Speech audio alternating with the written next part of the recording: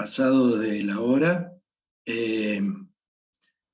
La clase de hoy, como ya les había anticipado algo cuando vimos la ley de Darcy en su forma más general, trata sobre los fluidos en movimiento. O sea, vamos a iniciar el estudio de cómo se mueven los fluidos en los reservorios. Vamos a tratar de presentar las, digamos, las soluciones que dan en particular el caudal y las presiones que caracterizan el flujo de los fluidos en un reservorio petrolero o de gas. O sea, los fluidos ahora están en movimientos. Ya no es la descripción de tipo estática que veníamos haciendo en el balance de materiales, donde solamente tomábamos valores promedio de las presiones y en base a esas presiones y lo que se llaman parámetros PVT, hacíamos una evaluación de tipo volumétrica, pero estática, de los fluidos presentes en el reservorio. El problema ahora, entonces, es diferente, pasa a intervenir el tiempo como variable fundamental, por supuesto también las coordenadas espaciales, y podríamos decir que el objetivo es determinar presiones y caudales. O sea, dadas ciertas presiones, que pueden ser datos, bueno, determinar cuáles serán los caudales correspondientes que resultarán de la aplicación de esas presiones, o inversamente, el problema a veces también, y es más frecuente, determinar, dados los caudales, cómo serán las presiones dentro del reservorio, o sea, cómo estarán distribuidas las presiones dentro de un reservorio. Normalmente este es el caso que interesa más. Esto debido a que los caudales pueden ser medidos con cierta precisión en los pozos, en boca de pozos fundamentalmente. Entonces, mientras podamos medir los caudales, el problema sería determinar dentro del reservorio cómo serán las presiones. Bueno, presentado el problema, en el dibujito que tienen en la pantalla, lo que ven es una suerte de porción de reservorio. Ven un sistema de coordenadas con un eje E, con 3 ejes coordenados, el eje Z en la vertical, y ven líneas de corriente. Las líneas de corriente constituyen una herramienta matemática que permite hacer una descripción de tipo geométrica del flujo. O sea, las líneas de corriente serían, por ejemplo, esta que vemos acá. Esto sería una línea de corriente, que estoy marcando en rojo. La propiedad esencial de la línea de corriente es que en cada punto, por ejemplo, en este punto, yo puedo trazar un vector velocidad, que sería este,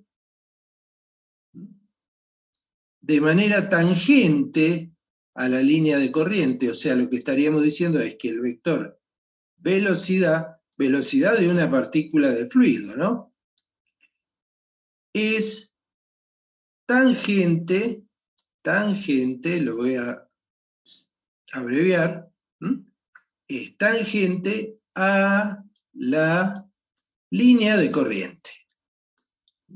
Esa es la propiedad fundamental de la línea de corriente. Se construyen de manera que los vectores velocidad son tangentes a la línea de corriente en cada punto en particular del espacio. Entonces, vamos a tener que habituarnos a reconocer, digamos, qué tipo de flujo tenemos en cuanto a su geometría, ahora lo vamos a ver, a partir de observar las líneas de corriente, con las cuales se caracteriza el flujo. Como siempre, todas estas descripciones que se hacen en ingeniería de reservorio tienen restricciones o condicionantes que facilitan, digamos, su resolución de tipo matemática. O sea, vamos a hacer una serie de suposiciones para el análisis de estos problemas de flujo. Las principales, digamos, serían estas 9 que tenemos acá. O sea, en principio, vamos a considerar que las propiedades de los medios, o sea, de las rocas porosas, son uniformes. O sea, cuando hablamos de propiedades, básicamente permeabilidad y porosidad son las principales. O sea, estas propiedades que son petrofísicas no varían con la posición. O sea, vale lo mismo en un punto que en otro. Si yo tengo un reservorio, no sé, si la pantalla fuera un reservorio, ¿sí? La permeabilidad en el punto A sería igual que la permeabilidad en el punto B. Y en cualquier otro punto, no sé, punto C por acá. O sea, el medio tiene propiedades petrofísicas uniformes. Uniformes. Toman siempre el mismo valor. Después, número 2. Los medios porosos son isótropos. Isótropos. Esta es una palabra que tienen que aprender. Isótropos. Que sea isótropo significa que las propiedades petrofísicas no varían con la dirección espacial. O sea, ¿qué quiere decir esto?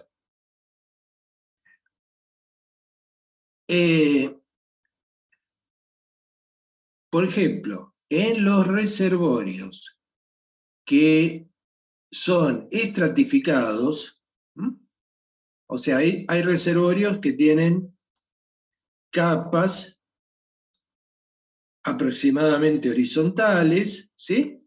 Algunas muy delgadas, otras más gruesas, pero bueno, están constituidos como por el apilamiento de una suerte de laminaciones, por llamarlo de alguna manera. En este tipo de reservorio, la permeabilidad en esta dirección, por ejemplo, vamos a denominarla como KZ,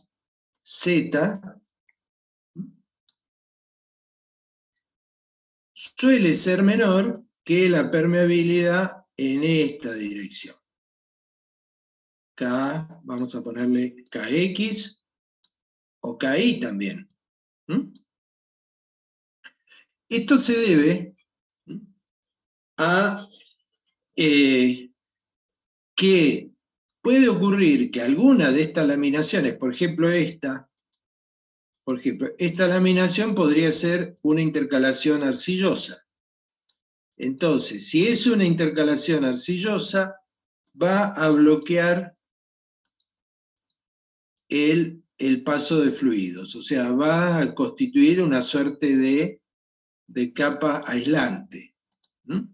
Ahora, una capa aislante dispuesta horizontalmente va a reducir esta permeabilidad sensiblemente, casi diría que la podría llevar a cero, bloquearla a un valor muy bajo, pero no va a afectar a esta otra. ¿Por qué no va a afectar a KX? Porque los fluidos tienen la posibilidad de dirigirse por otras laminaciones o por otras intercalaciones que sí tienen permeabilidad. O sea, lo que estaríamos diciendo es que la caseta resulta de, digamos, un apilamiento en serie, podríamos decir, de laminaciones. O sea, caseta tiene laminaciones,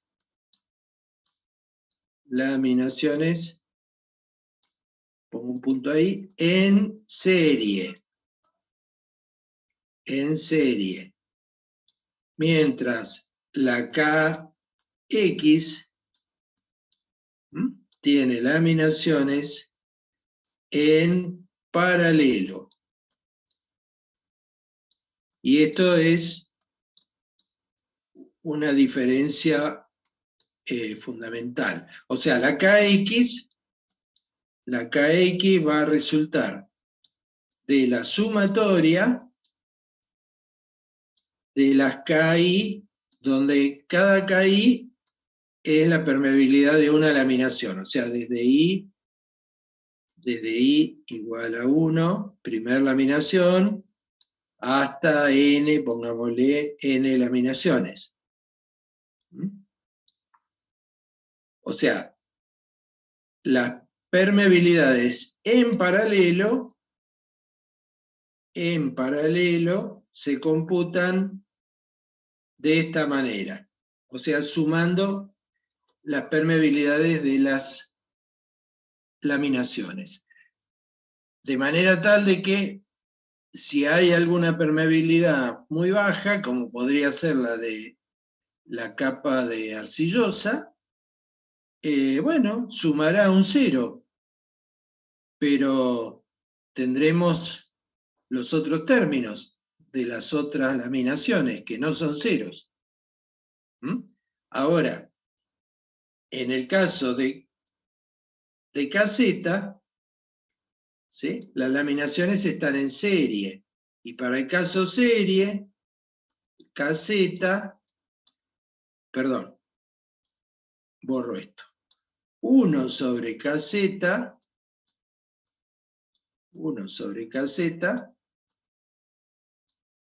va a ser igual a la sumatoria de las 1 sobre KI. Desde I igual a 1 hasta N, ¿sí? Entonces, si hay alguna permeabilidad muy baja, próxima a 0, acá, va a generar un término enorme, ¿sí? Un valor muy grande, y un valor muy grande va a incidir fuertemente sobre el valor de 1 sobre caseta. O sea, si 1 sobre caseta, ¿sí? 1 sobre caseta me da un valor muy grande, digamos, me da 1 sobre, no sé, 10, perdón, un valor muy grande sería, supongamos 1 sobre 10 a la menos 6, algo así, ¿sí? Significa que kz entonces va a ser muy baja. ¿Mm? Bueno, ¿qué quiero decir con esto? Quiero decir que la permeabilidad en una dirección, Z, es diferente a la permeabilidad en otra dirección, X. Eso se conoce como anisotropía, o sea, como que hay una dependencia con la dirección de alguna propiedad, en este caso de la permeabilidad. ¿Qué significa que el medio sea isótropo? Significa, si es que KZ va a ser igual a KX, y a su vez igual también a KY y a cualquier otra dirección particular que yo suponga. O sea, si trazo una dirección que no es ni X, ni Y, ni Z, que tiene una cierta oblicuidad, entonces resultará, no sé, supongamos que la llamo, no sé, K tita, uy, mejoró el, ¿sí? Igual a una K, K tita cualquiera, tita puede ser cualquier dirección. Eso significa entonces isotropía. Bueno, otra propiedad, otra asunción o condicionante es que vamos a considerar flujo monofásico. Monofásico significa que fluye solo una fase. O sea, vamos a considerar que en la roca está fluyendo solamente petróleo, o está fluyendo solamente gas, o está fluyendo solamente agua. Por ahora no vamos a tratar el problema bifásico que suele ocurrir. Bifásico significaría, por ejemplo, que está fluyendo el petróleo junto con el agua o el petróleo junto con el gas. Eso sería bifásico. O trifásico, que sería que están fluyendo simultáneamente en el reservorio el gas, el petróleo y el agua. Cosa que puede ocurrir. Que haya tres fases en flujo. Además vamos a considerar que vale la ley de Darcy, o sea, siempre vamos a estar dentro del dominio de la ley de Darcy. Vamos a considerar que la ley de Darcy describe correctamente la relación entre los caudales y las presiones.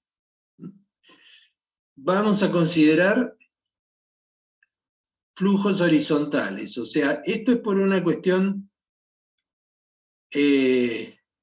que ya vamos a ver de la geometría. O sea, no significa que los flujos sean siempre horizontales, pueden no serlos, pero si se dan ciertas condiciones geométricas, dominarán los flujos horizontales. Respecto de las geometrías, vamos a trabajar básicamente una geometría que se conoce como radial cilíndrica. Radial cilíndrica. También nos vamos a referir a la lineal, pero básicamente vamos a trabajar con la radial cilíndrica, que ya vamos a explicar qué significa. Vamos a trabajar respecto de la compresibilidad de los fluidos. Vamos a ver casos donde podemos considerar que el fluido es incompresible. Básicamente esto vale para el agua, por ejemplo, o levemente compresibles. Esto vale fundamentalmente para los petróleos, sobre todo los petróleos negros, no los volátiles, sino los negros, y compresibles que básicamente los compresibles corresponden al gas. O sea, siempre que tengamos flujo de gas, lo consideraremos compresibles. Un petróleo volátil también puede ser considerado compresible. Luego, respecto de la viscosidad, vamos a asumir en general que la viscosidad es constante. O sea que la viscosidad es una propiedad del fluido que no varía, en particular con la presión. Vamos a ver en el caso de los gases que puede esta hipótesis relajarse y considerarse cierta dependencia con la presión. Y después, la última suposición va a ser respecto del estado del flujo. O sea, vamos a ver flujos en estado estacionario. El estado estacionario corresponde a una situación donde los parámetros, por ejemplo, la presión, no varían con el tiempo. O sea, si la presión dentro del reservorio se mantiene sin cambios a lo largo del tiempo, tendremos una condición de flujo estacionario. ¿Sí? Por el contrario, si la presión varía de manera permanente, hablamos de un flujo de tipo transitorio. Y entre el transitorio y el estacionario, que serían los casos extremos, o sea, de variación y de no variación, vamos a presentar un caso muy interesante que suele darse en la realidad, que es el semiestacionario, donde hay variación, pero la variación es de tipo lineal con el tiempo. O sea, en el semiestacionario la presión, por ejemplo, varía linealmente con el tiempo. Bueno, o sea, vamos a caer siempre en alguno de los tres estados de flujo, que son estacionario, semiestacionario y transitorio. Bueno, esto hace que tengamos una cantidad de posibilidades enorme en cuanto a la variedad de problemas, porque uno puede decir, bueno, vamos a considerar una geometría radial cilíndrica, un flujo compresible y un estado transitorio.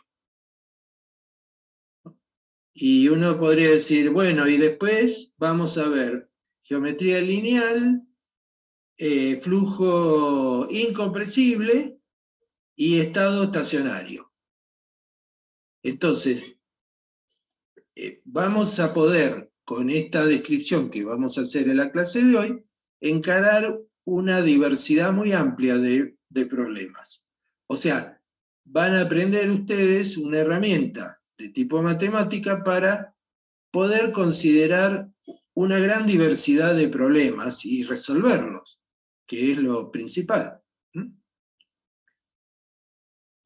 Vamos a ir entonces avanzando respecto de cada una de estas cuestiones. Respecto de la geometría, les decía, les adelantaba que vamos a tener el caso de flujo lineal, pero también otras geometrías como por ejemplo la radial cilíndrica. En el caso del flujo lineal, ¿sí? La línea de corriente, que como dijimos, representan a las velocidades, ya que las velocidades son tangentes, estas líneas de corriente son paralelas entre sí. O sea, ¿qué significa eso? Significa que los vectores, por ejemplo, si yo tengo una partícula acá de, no sé, gas. Bueno, esa partícula de gas se mueve con una velocidad así.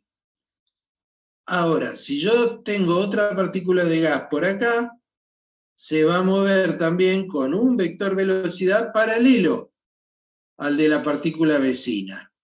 Y así va a pasar con todas las partículas de gas.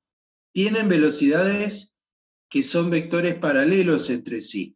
Sería una suerte de movimiento muy ordenado, como si las partículas fueran, no sé, soldados marchando en un desfile, todos moviéndose en trayectorias rectas, paralelas entre sí. Es una geometría de flujo muy, muy particular. No es habitual en los reservorios, salvo en una zona bastante limitada, que se da en el caso de los pozos que presentan fracturas hidráulicas. O sea, la fractura hidráulica, ya lo van a estudiar en la materia correspondiente, es un tratamiento de estimulación.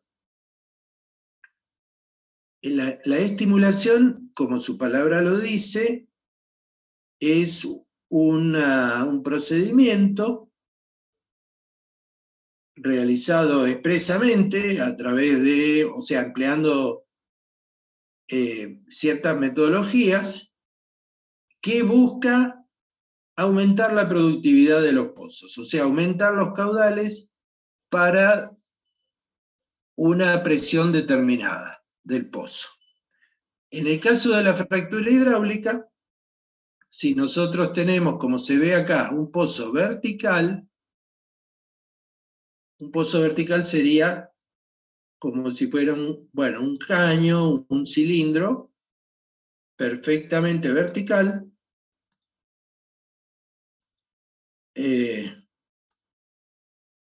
En este caso, ¿no? Vertical. Los pozos también pueden ser horizontales o pueden ser desviados, oblicuos, ¿sí? Bueno, supongamos que tenemos un pozo así. Bueno, el pozo vertical, digamos, una vez punzado, se puede generar mediante la inyección de lo que se conoce como un fluido de fractura, que básicamente es agua con un elemento viscosante, o sea, un aditivo que le confiere viscosidad al agua, que le da una viscosidad como la de un gel. Es posible generar, por ejemplo, una ruptura de la roca. Vamos a dibujarla acá así. Bueno, si el caño fuera de vidrio transparente, veríamos como una ruptura así en la roca, ¿sí? A lo largo de los punzados, de manera tal que esa ruptura, esa fisura que se abre en la roca, puede progresar hacia adentro y finalmente generar, bueno, vamos a suponer algo así. Esto quiero demostrar que la roca se abre. Bueno, y este plano, porque es un plano, va creciendo, o sea, va progresando en una dirección, ¿sí? Por supuesto también en otra. Normalmente hay una dirección muy definida que tiene que ver, o sea, que depende con cómo están distribuidas las tensiones en la roca, las tensiones, los esfuerzos que vienen de la tectónica y digamos, de la historia tectónica del lugar. Bueno, en general, las fracturas estas se generan se abren y avanzan, o sea, esta fractura correspondería a un tiempo, supongamos, T1, pero en un tiempo posterior, T2, bueno, crece, ¿sí? O sea, a la medida que yo inyecto más fluido de fractura, la fractura se extiende lateralmente, ¿sí? Como si fueran las alas de un avión, en un sentido y en el otro, ¿no? Bueno, esta fractura, que en un pozo vertical, como este que está ahí dibujado, adopta esta forma también vertical y como si fuera un plano. Bueno, esta fractura, una vez que se ha extendido lo suficiente y que está suficientemente abierta, bueno, lo que se hace se rellena con arena. La arena es una arena especial, que es la arena de fractura. En inglés la palabra es propant, ¿sí? La arena lo que hace es rellenar todo este espacio hueco, ¿sí?, que estamos generando. ¿Y cuál es el objetivo de la arena? Bueno, el objetivo de la arena es que cuando se termina de bombear el fluido de fractura, que se hace con bombas muy poderosas, de mucha potencia, que se llevan a la locación en camiones, bueno, una vez que se termina de fracturar, cuando dejamos de bombear, la roca tiende a cerrarse. ¿Por qué tiende a cerrarse? Bueno, por la presión de overburden, de sobrecarga, o sea, toda la carga de sedimentos y de fluido que tiene hace que naturalmente tienda la fractura a cerrarse. Ahora, si está rellena con arena, no va a poder cerrarse. Entonces, lo que vamos a tener va a ser una suerte de plano vertical, en este caso, relleno con arena. Bueno, eso hace que el petróleo, supongamos que el reservorio sea de petróleo, va a fluir desde el reservorio hacia la fractura. ¿Sí?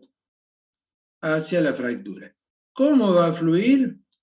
Bueno, va a fluir así como lo estoy dibujando ahora. O sea, desde las caras de la fractura, desde un lado y del otro de la fractura, va a fluir el petróleo buscando ingresar dentro del plano de fractura. Esa situación está representada acá. O sea, esto sería el pozo, wellbore es el pozo, el agujero, esto sería la fractura, estaría esto visto desde arriba, digamos, lo veríamos como si fuera desde un dron, ¿sí? Y estos serían los vectores de velocidad del petróleo, que como ven, van a ser paralelos, ¿sí? O sea, vamos a tener un flujo lineal en la región lateral, digamos, de los planos de fractura. Entonces, los modelos de flujo, ¿sí?, que describen el ingreso de petróleo y gas en las fracturas verticales, insisto que esto vale para fracturas verticales, que se dan en pozos verticales. En pozos horizontales la cosa es diferente, ¿sí? Si bien también hay flujos lineales, pero esta descripción que estoy haciendo es la de un pozo vertical y una fractura vertical. Entonces, lo que tenemos son flujos lineales en las proximidades a las fracturas. Y de hecho, los modelos que hay de flujo para pozos fracturados se basan en la asunción de este tipo de geometría lineal. También se dan casos a nivel laboratorio de flujo lineal en los ensayos sobre plaques. O sea, si yo tengo, no sé, voy a aprovechar este mismo dibujito. Supónganse que esto es una parte de un plaque, ¿sí? O sea, una muestra de roca que estoy analizando en el laboratorio. Bueno, yo tengo una cara de entrada que sería por acá, donde bombeo, por ejemplo, agua o bombeo petróleo, supónganse en un ensayo para medir la permeabilidad. Bueno, internamente los vectores de velocidad se van a alinear, o sea, van a ser paralelos, especialmente lejos de los bordes. En general, digamos, para el análisis de flujo de un plaque, esto es un ensayo laboratorio, se asumen también geometrías lineales. Bueno, chicos, cuando se corte, reconecto enseguida. Después tenemos, como casos especiales, ¿sí?, los flujos de tipo esférico y semiesférico. O sea, en estos flujos, hablamos de geometría, los vectores velocidad están dispuestos como que emanan de un punto. Por ejemplo, en este dibujito, el punto podría ser el centro de este cubo. O sea, los vectores de velocidad emanan de un punto y constituyen como radios de una esfera, ¿sí?, que emanan del centro de la esfera. ¿Sí? Entonces, ¿cuándo se dan este tipo de flujos? Por ejemplo, se dan cuando en un pozo vertical tenemos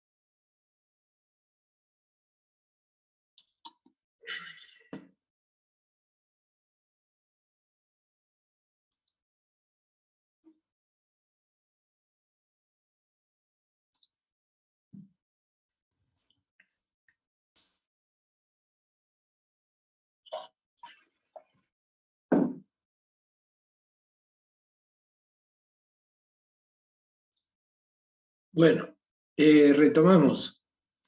Le decía entonces, respecto de los flujos esféricos, se pueden dar, por ejemplo, cuando en un pozo, supónganse, tenemos un pozo vertical y tenemos un reservorio cuyo espesor sea, no sé, vamos a ponerle 30 metros.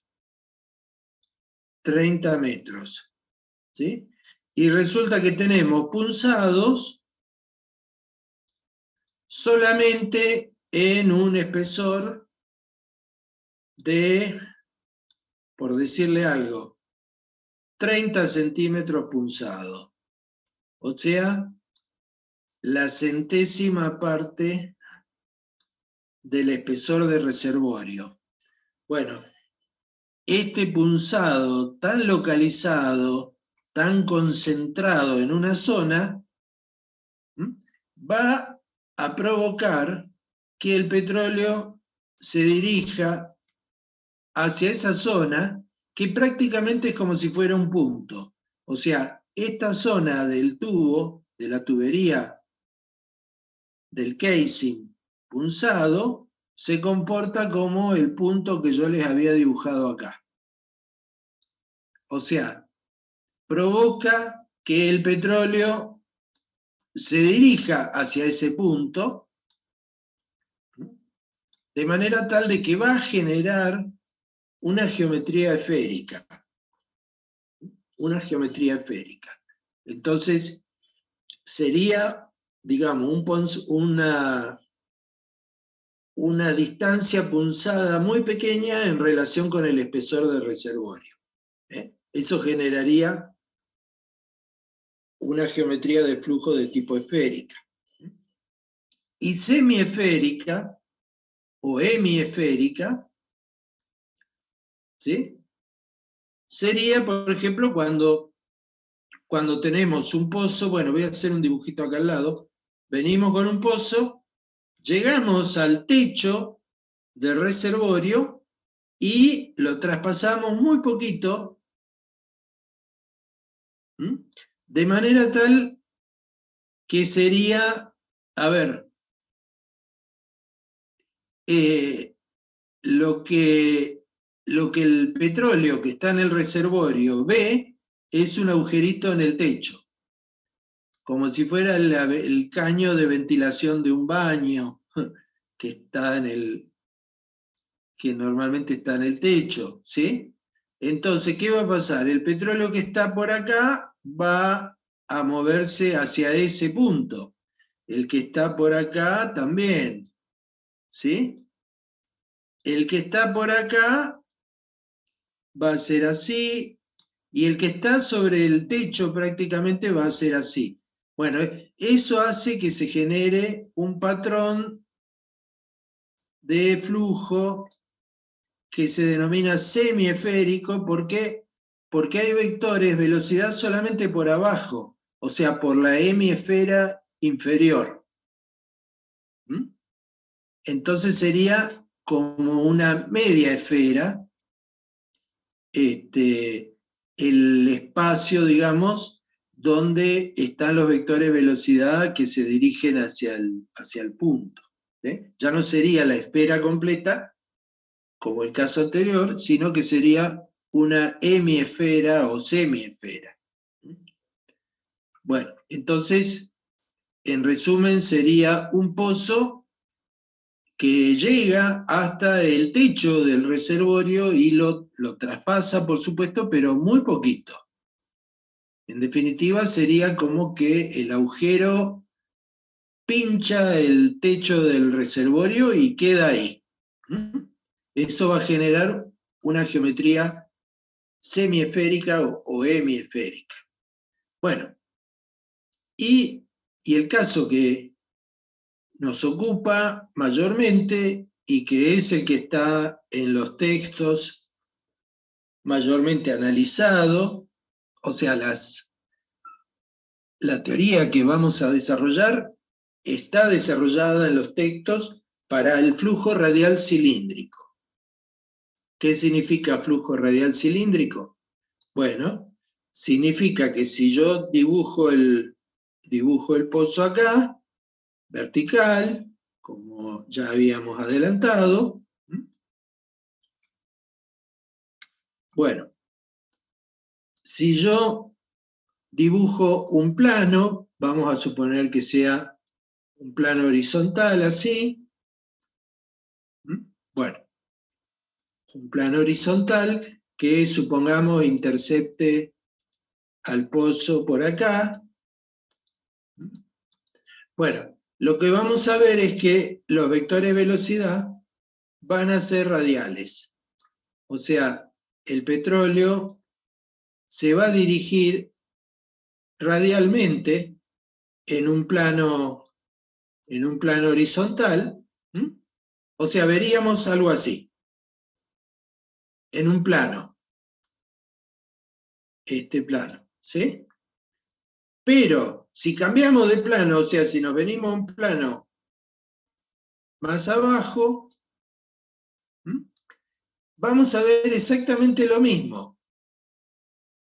O sea, si yo dibujo por acá un vector de este plano de abajo, ese vector va a ser paralelo a este otro.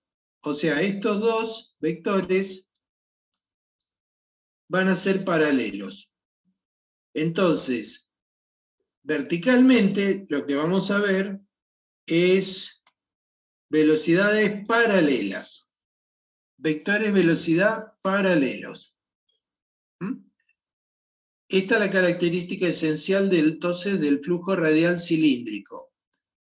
Son vectores radiales en un plano horizontal, pero son paralelos en un plano vertical. Esto tiene que ver con que el pozo vertical estaría punzado en todo el espesor. Fíjense que los punzados están dibujados en todo el espesor, ¿ven? Esa rayita chiquita que hay ahí, esos son los punzados. Bueno, está todo punzado, todo el espesor punzado. Eso hace que los vectores de velocidad sean así, paralelos. Si estuviera solo punzado, no sé, por acá, y no hubiera punzado por encima ni por debajo, bueno, tendríamos entonces vectores que convergerían hacia ese punzado localizado. ¿Sí? Pero como está todo punzado, al petróleo le da igual ir a la parte de arriba, como ir a la parte del medio, como ir a la parte de abajo.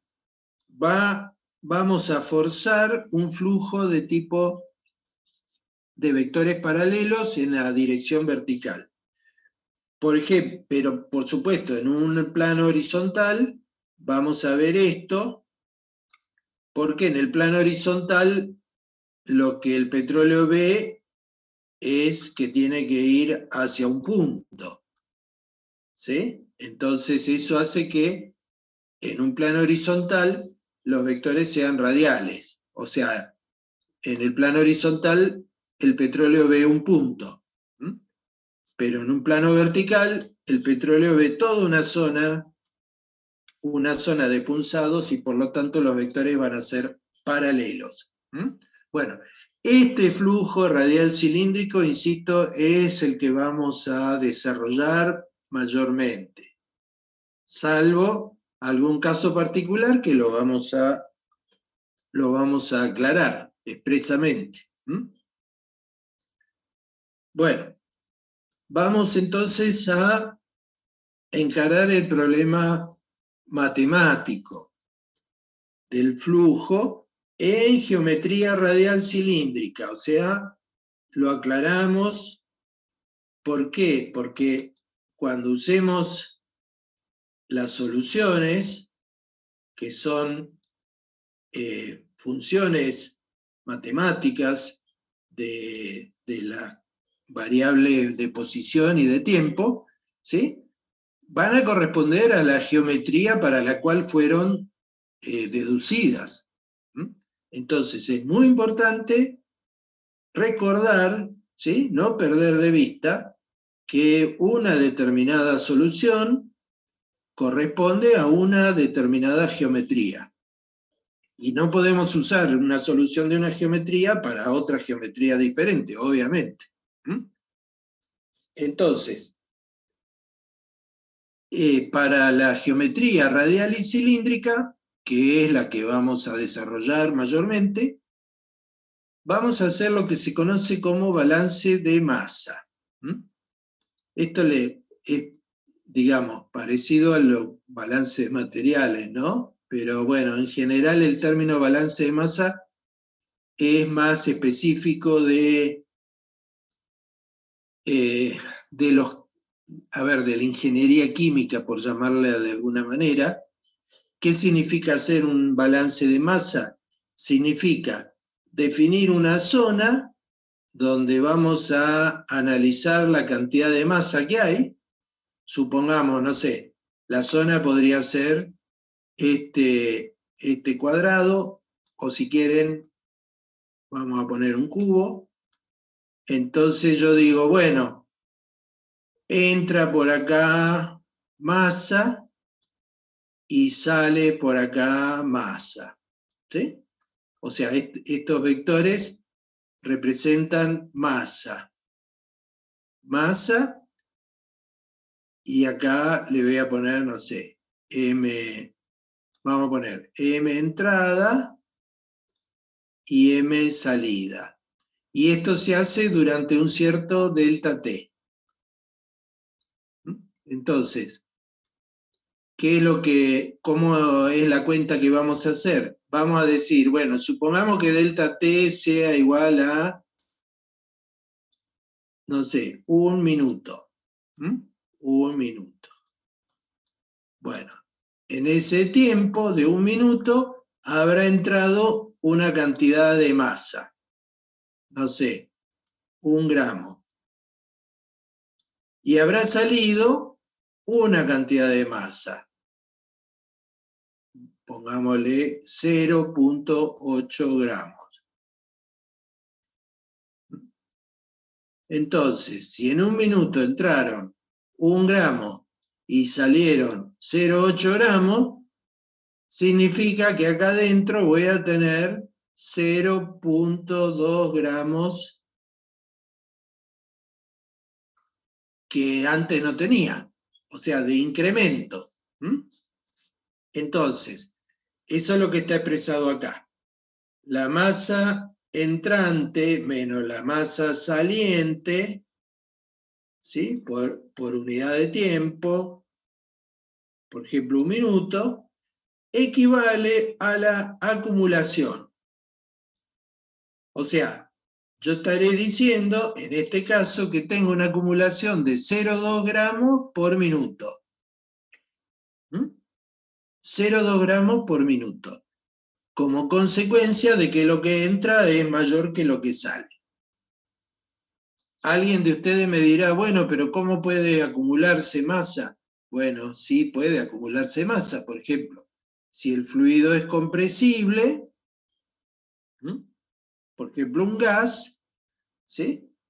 Puede ocurrir que esté acumulándose gas a partir de tener una mayor densidad. O sea, los 0,2 gramos que se acumulan incrementa la densidad del gas. ¿Sí? O sea, esta posibilidad de acumulación particularmente requiere que el fluido sea compresible. Bueno, ahora, ¿cómo lo expresamos matemáticamente? Bueno, la cantidad de masa entrante puede expresarse como el caudal, por ejemplo, en metros cúbicos día, en el caso de, supongamos que sea petróleo, por la densidad en kilogramos por metro cúbico. Fíjense que esto, si cancelo los metros cúbicos, estos me van a quedar kilogramos por día. ¿Sí? Sobre día. Bueno, el producto caudal por densidad expresa masa por unidad de tiempo, masa entrante o masa saliente.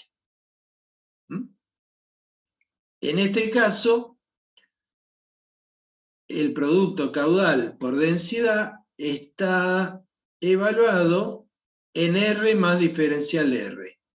O sea, sería, por ejemplo, en este reservorio en geometría radial cilíndrica, sería la masa que está entrando, ¿sí?, desde el reservorio dirigiéndose hacia el pozo. El pozo estaría acá. Entonces, caudal por densidad en R más diferencial R correspondería a lo que entra a esta zona. La voy a rayar. Esta zona sería la zona donde estoy controlando la acumulación. donde estoy viendo si varía la densidad. Esta zona va a ser como si fuera digamos, un cuerpo cilíndrico, o sea, un cuerpo de paredes cilíndricas. No se me ocurre a ver qué cosa podría tener esa forma, pero esto, digamos, sería algo así. Así, así, ¿sí? Y así. Bueno, para los mecánicos, un mecánico me diría es un buje, ¿sí? O una lata de pared gruesa, ¿sí? Ese sería el espacio donde estamos controlando la acumulación, donde estamos evaluando la acumulación de masa. ¿Mm? Tiene que ser así para el caso radial cilíndrico, porque ese espacio tiene que ser perpendicular al flujo de masa. O sea, para poder decir, ¿sí?, que la masa entrante vale esto, ¿sí?, yo tengo que asegurarme que esto sea perpendicular. Entonces, por ese motivo, en geometría radial cilíndrica, elegimos un volumen como este. Entonces, la masa entrante sería esto. La masa saliente sería esta, o sea, Q por la densidad, pero evaluado en R. R, ¿qué sería? Es esto. Este es R. O sea, la distancia desde el centro del pozo hasta la pared interna, digamos, ¿sí?, del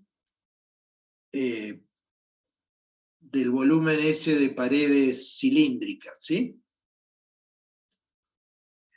Y la acumulación, ¿qué va a ser la acumulación? Fíjense, 2πr sería la longitud de una circunferencia.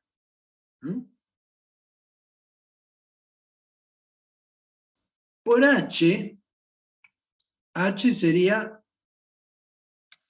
el espesor del reservorio.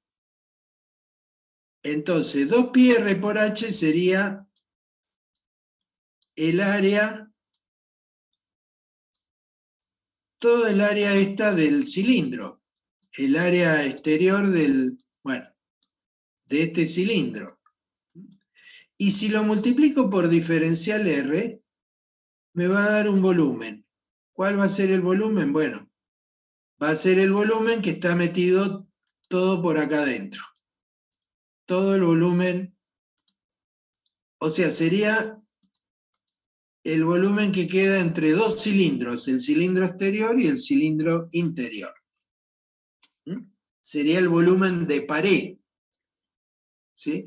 Pero esa pared gruesa, de espesor diferencial R, o sea, diferencial R sería esto, ¿no? El espesor de pared sería diferencial R. Ese volumen es roca, y la roca tiene porosidad. Entonces hay que multiplicar por phi para obtener el volumen poral. Entonces, el volumen poral va a estar expresado en, por ejemplo, metros cúbicos, porque en definitiva voy a multiplicar metro por metro por metro, ¿sí? Y ese volumen poral multiplicado por la derivada de la densidad respecto de T, ¿sí?, me va a dar entonces la variación de masa por unidad de tiempo. Como yo les decía antes, la manera de que la masa pueda acumularse aumentando o disminuir es a través del cambio de densidad.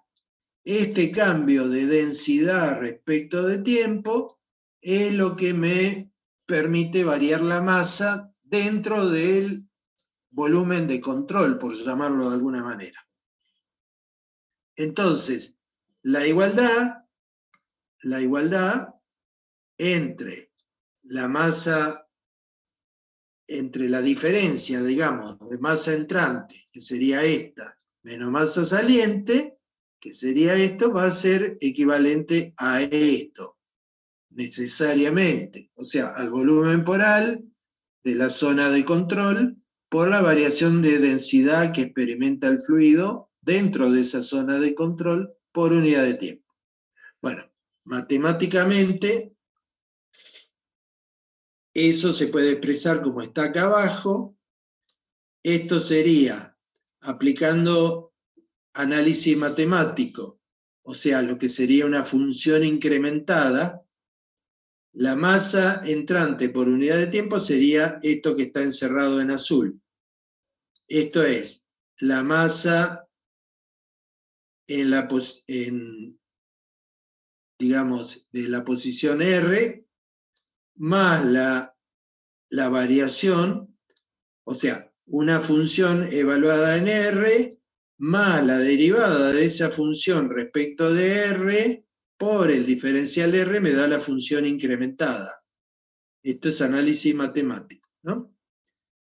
Entonces, si le resto la masa saliente en la posición R, ¿no?, por unidad de tiempo, bueno, este lo cancelo con este y me va a quedar esto, que es una ecuación diferencial en derivadas parciales, o sea, es una ecuación diferencial parcial. ¿Por qué parcial? Porque, digamos, las variaciones, por ejemplo, de la densidad ocurren en R respecto de R, pero también respecto de T. Entonces, necesariamente la relación, digamos, entre estas derivadas respecto de R y respecto de T constituyen una ecuación diferencial parcial, que sería la ecuación 1. ¿Sí? Esta ecuación 1 es la que vamos a tener que resolver para ir llegando a una solución del problema. Obviamente, la ecuación diferencial en derivadas parciales dada por la ecuación 1 es básicamente representativa del balance de masa, pero la tenemos que resolver para llegar a una solución, por ejemplo, que nos dé la relación entre la presión y el caudal. Entonces, ¿cómo resolvemos la ecuación 1? Bueno, en principio no se puede resolver directamente. ¿Por qué? Porque acá aparece una derivada del caudal por la densidad y acá aparece solo la derivada de la densidad. Una manera de resolver esto es introducir la ley de Darcy. Para flujo horizontal, porque acá estamos hablando de flujo horizontal. O sea, nuestro reservorio está horizontal. ¿Sí? Por lo tanto, la ley de Darcy para flujo horizontal, esto es, vamos a eliminar el término de gravedad, que considera el aporte gravitatorio, ¿sí?, y la vamos a adaptar para geometría radial cilíndrica. ¿Qué significa geometría radial cilíndrica? Significa que si yo expreso el caudal en la ley de Darcy, el área va a valer 2pi por R por H. ¿Sí? Y por supuesto, la derivada en la ley de Darcy la vamos a hacer respecto de R, porque R es la coordenada de posición en el flujo radial cilíndrico. R, la distancia, digamos, al centro del pozo, o sea, R es es una distancia a cualquier punto, desde el centro del pozo, esa coordenada R va a definir la posición del punto. ¿Mm? Y de cualquier otro punto en otros planos horizontales. ¿Mm? Entonces, la ley de Darcy, considerando el área de esta manera, me va a quedar como está expresada acá en la ecuación 2. Acá lo único que hemos hecho fue a la ley de Darcy, que estaba dada por U igual, ¿sí? Bueno, acá vamos a aprovechar para decir alguna cosita. K sobre mu por la derivada de P respecto de R sería, bueno, en realidad respecto de L era primero, pero acá asumimos que el diferencial L y diferencial R son iguales. En realidad no son estrictamente iguales, sino que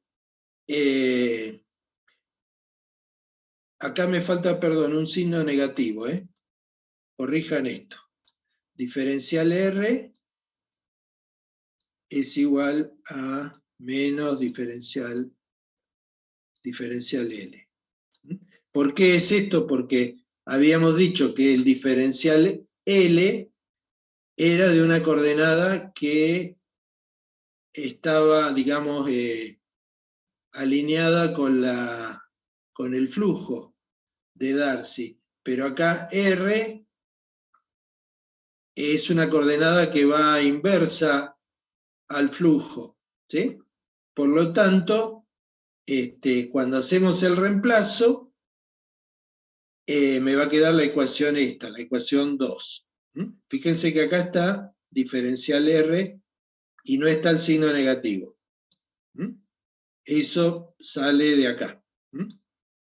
Bueno, de alguna manera lo que estaríamos diciendo también a través de la ecuación 2 es que el caudal, que es positivo, o sea, mayor que 0,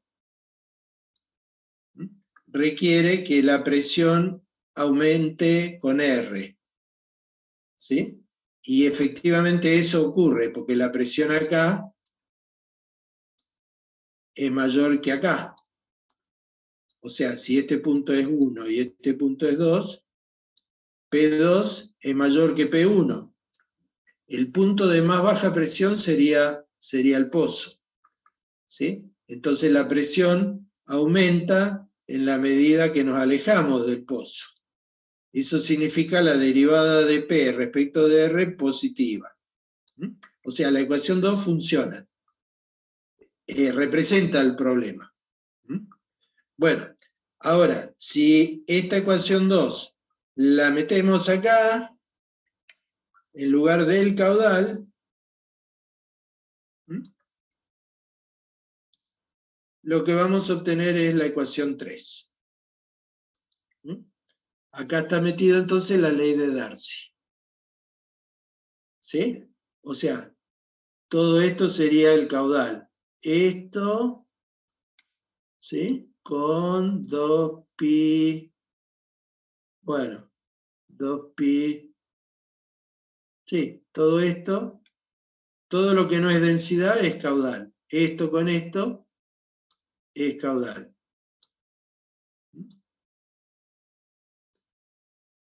Bueno, si acá se pueden hacer algunas eliminaciones, por ejemplo, el 2pi se puede cancelar con este 2pi, por supuesto, sacándolo fuera del operador, ¿no? De derivada, como si fuera una constante, que efectivamente lo es. También podemos eliminar h lo eliminamos. ¿Sí? Bueno, la cuestión es que haciendo esas eliminaciones y pasando este R lo pasamos acá, ponemos 1 sobre R, este R lo sacamos también. Bueno, podemos llegar a esta ecuación 3'. Acá esta 3', falta el R metido acá adentro. Hay falta un R acá, que sería este R. Les aviso. Por eso le puse esto. Corregir.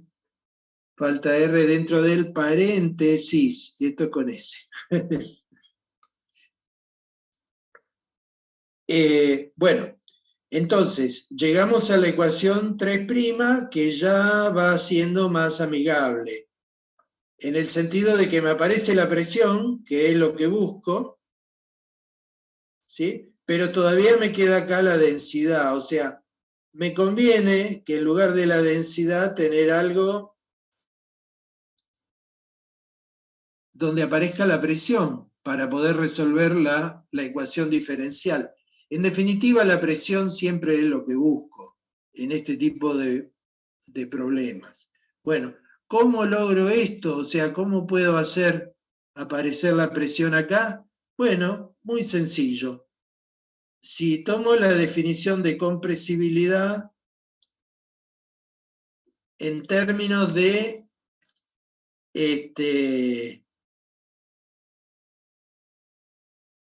esto está bien, sí, está bien. En términos de variación de volumen respecto a la variación de presión, y le incluyo la definición de densidad, o sea, a ver,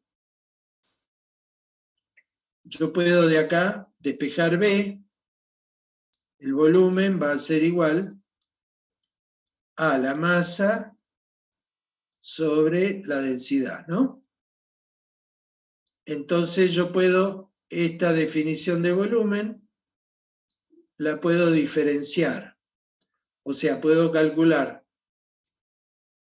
el diferencial de volumen, que va a ser igual a menos m sobre b cuadrado, perdón, sobre densidad cuadrado, esto es de densidad, al cuadrado por diferencial densidad, ¿sí? Estoy diferenciando esto, primero respecto de la densidad, y después respecto de la masa más m, perdón, más 1 sobre densidad por diferencial de la masa. O sea, haciendo este desarrollo de diferenciales y reemplazando en la ecuación 4, digamos, yo puedo demostrar entonces que la compresibilidad la puedo expresar como variación de densidad respecto a la presión en lugar de variación de volumen, como hice acá. Y esta definición de compresibilidad, la puedo escribir despejando, digamos, o sea, introduciendo el tiempo. Yo puedo escribir entonces, o sea, de acá lo que estaría haciendo es escribiendo algo así como que C por la densidad por el diferencial de presión es igual a el diferencial de densidad.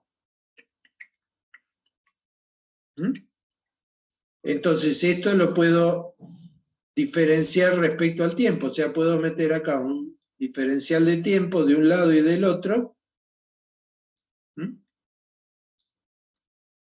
y entonces obtendría esto. Bueno, y esto,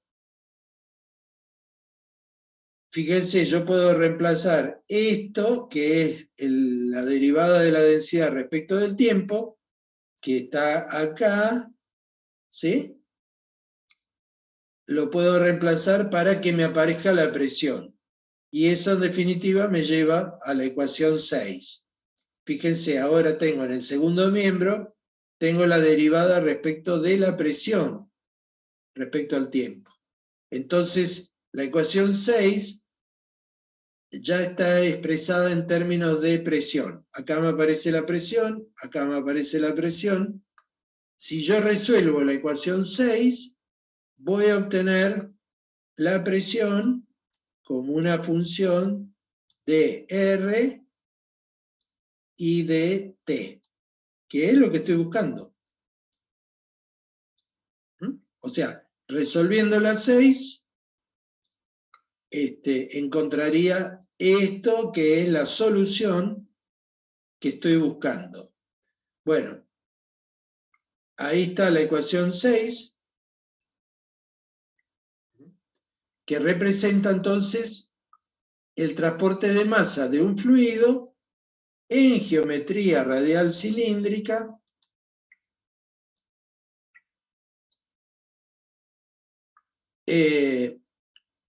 es una ecuación diferencial no lineal. Y este es un problema. ¿Por qué no lineal? Porque la densidad, la viscosidad y la compresibilidad son habitualmente funciones de la presión. O sea, ahí tengo un problema. Esto es función de la presión, esto es función de la presión, ¿sí? Esto es función de la presión. Entonces, no es una ecuación diferencial que se puede resolver de manera directa para obtener una solución analítica.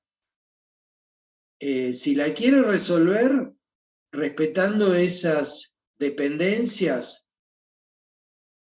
de la densidad y la compresibilidad y la viscosidad como funciones de la presión, lo tengo que hacer numéricamente, o sea, por métodos numéricos.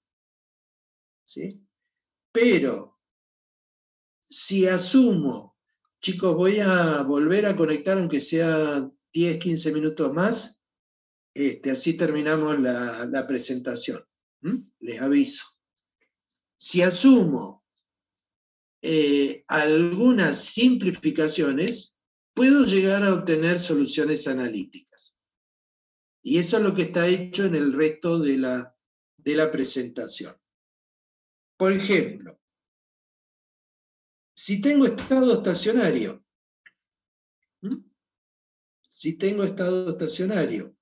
que sería una condición especial, pero que puede presentarse. ¿Cuándo puede presentarse?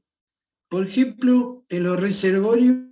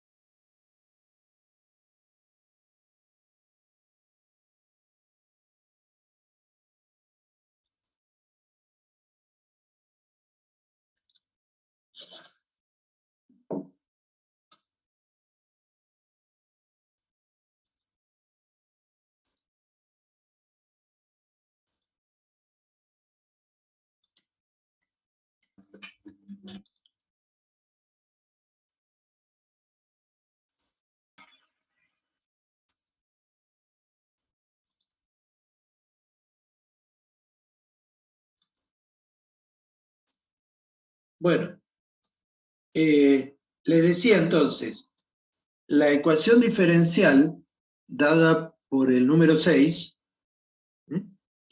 es una ecuación diferencial no lineal. No lineal. Insisto en este punto porque no se puede resolver y obtener una solución analítica. O sea, esto depende de de la presión, ¿sí? Depende de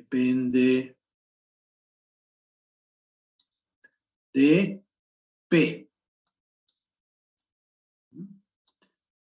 Este también. La viscosidad. Y la compresibilidad también.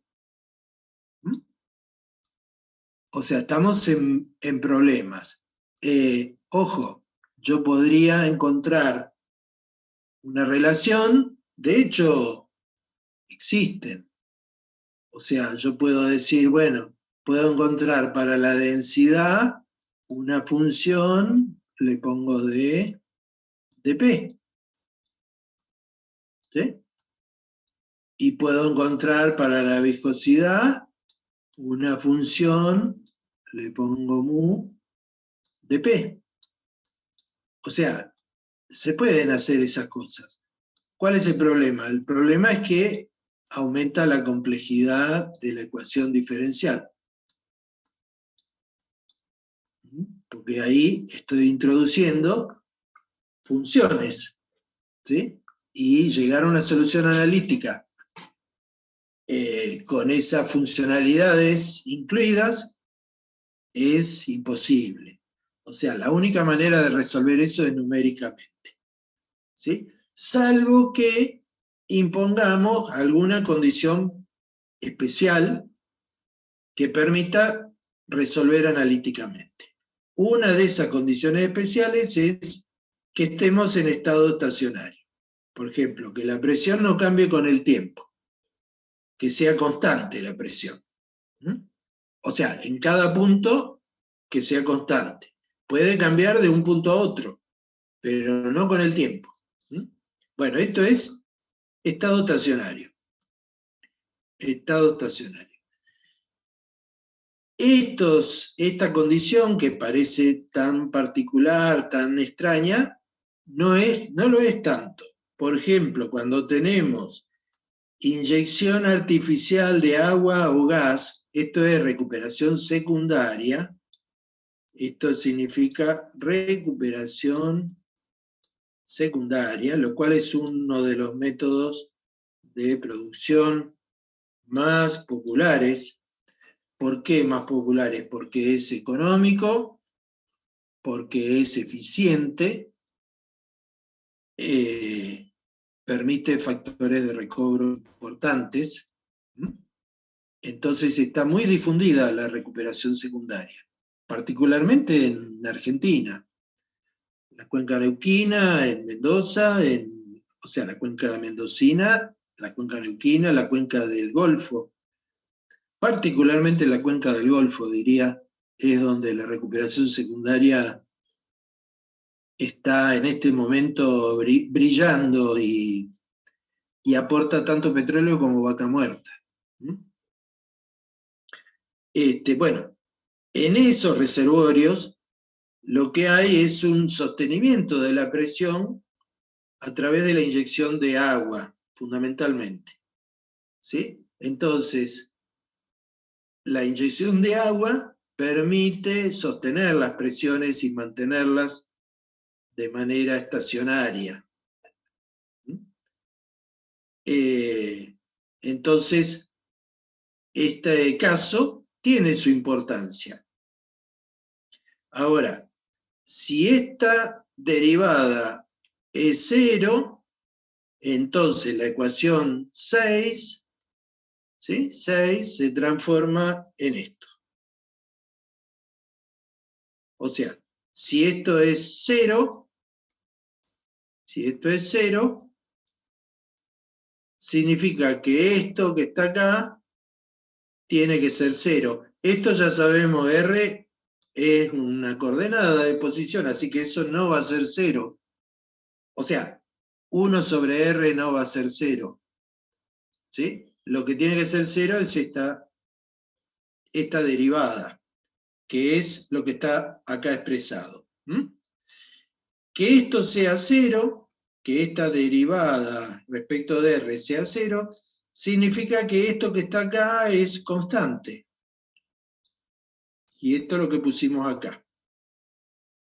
¿sí? Fíjense cómo se va haciendo más sencilla la expresión. Esta expresión ya prácticamente es integrable. O sea, se puede resolver. Aparte que, bueno, ya puedo cambiar la derivada parcial por una derivada total, porque al eliminarse la dependencia con el tiempo, pasamos a tener una ecuación diferencial ordinaria. Bueno, además, sabemos que la ley de Darcy, ya lo hemos dicho, es esto.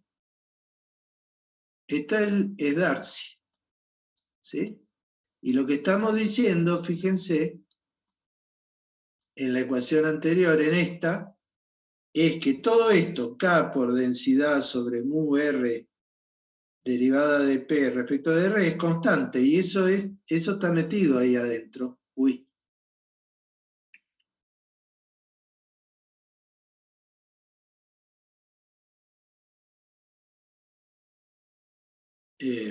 Perdón, estamos acá. Disculpen.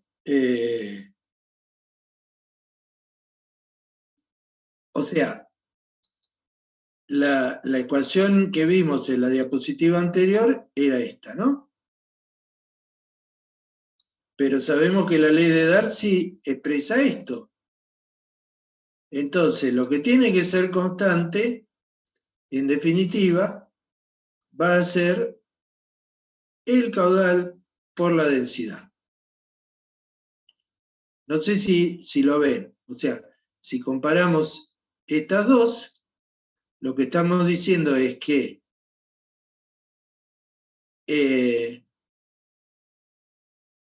yo podría, digamos,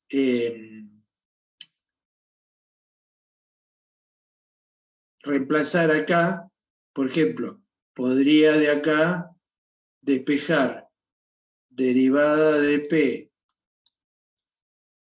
respecto de R, ¿sí? Igual a, bueno, algo que tengo acá. Y ese algo que tengo acá, lo podría meter acá.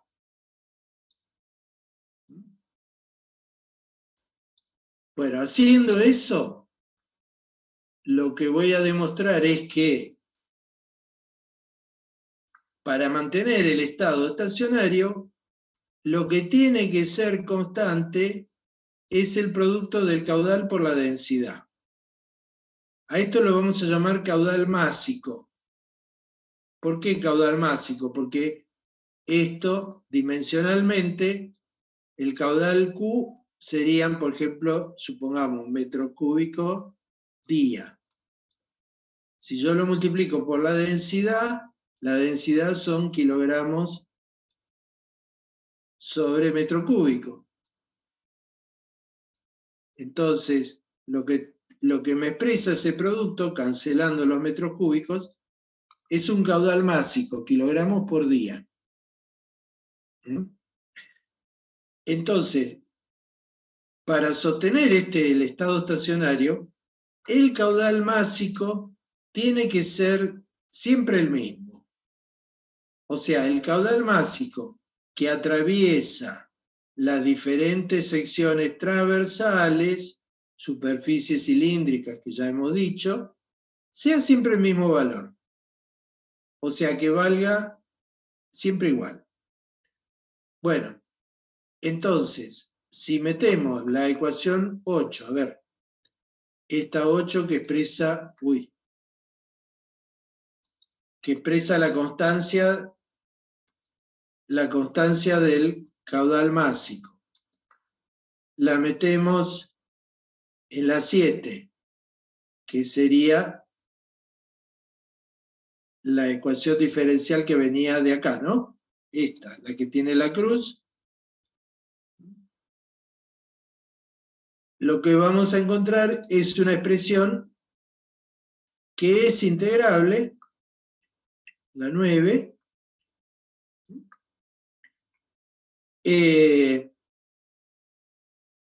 y se integra fácilmente. Por ejemplo, supongamos que tengamos agua, o sea, un fluido incompresible. Si tenemos un fluido incompresible, se estaría cumpliendo, o sea, que la densidad sea constante. Fluido incompresible tiene densidad constante. Lo que estaríamos diciendo es que Q es constante. O sea, que este Q, el caudal volumétrico, es constante. Entonces, si ese Q es constante, la 9 se resuelve fácilmente. Pasamos el diferencial R, lo pasamos para acá, y podemos integrar. ¿Sí? O sea, la 9 la escribimos así, como está acá la 10, la integramos. La integral de diferencial R sobre R me va a dar un logaritmo. Por supuesto voy a tener una condición de borde, una constante de integración que la resolvemos con una condición de borde. La condición de borde es que la presión del pozo es PWF, que la vamos a conocer como presión del pozo fluyente, en un R particular que es el radio del pozo. Entonces, si ponemos acá que P es PWF, igual a, bueno, todo esto, pero me va a quedar logaritmo natural de R del pozo, ¿está bien? Y bueno, y más C1. Bueno, de acá puedo despejar C1, y C1 me va a quedar así. Entonces, incluyendo C1, en la ecuación anterior, digamos que, o sea, la constante de integración la obtengo a partir de imponer una condición de borde, lo que me va a quedar es que la presión va a estar dada por esta expresión 11. O sea, acá lo que estaría calculando, esto sería básicamente un delta P, ¿sí? Desde entre un punto y el pozo, y va a variar de manera logarítmica. ¿Qué significa? Que yo voy a tener la presión del pozo acá, a ver, de acá podría expresar P igual a la presión del pozo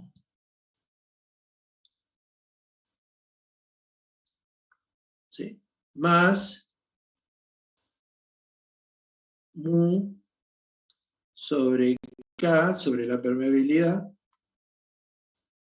por Q sobre, bueno, 2pi por H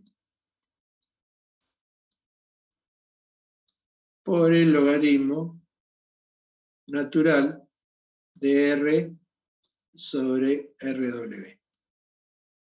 Bueno, esta expresión, bueno, si quiere le pongo el paréntesis. Bueno, esta P es esta curva que tengo acá. O sea, voy a poder obtener la presión, por ejemplo, a una distancia R del pozo, va a estar dada por este valor. ¿Sí? Por supuesto, la presión más baja la voy a tener en el pozo, que es el punto de extracción. Pero puedo obtener las presiones dentro del reservorio, alejándome del pozo. Bueno, esta solución entonces vale para geometría radial cilíndrica, para un fluido incompresible, ojo, esto vale, por ejemplo, si tengo agua, incompresible, ¿sí? Vale para estado estacionario, estado estacionario.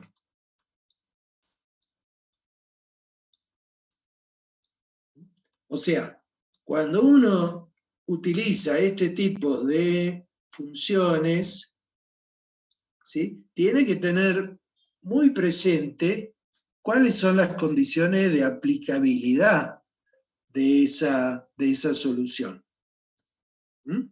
Esta en particular tiene bastantes restricciones, ¿sí? Por supuesto, también el caudal es constante.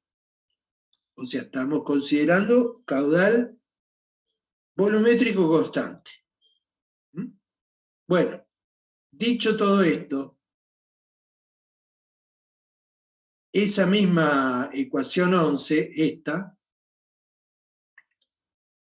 si la expresamos en unidades de campo,